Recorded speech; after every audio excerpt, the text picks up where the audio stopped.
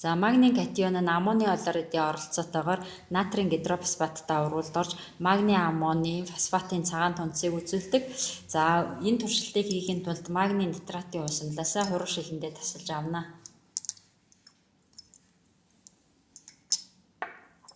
За энэхүү усамл дээрээ давсны хүчлийн усамлаас бага хэмжээгээр нэмж өгье.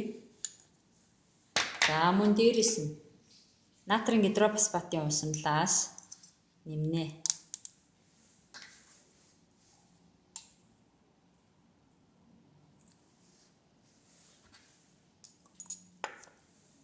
За одоо дээрэс нь аммоны гидроксидын усамлыг нэмнэ.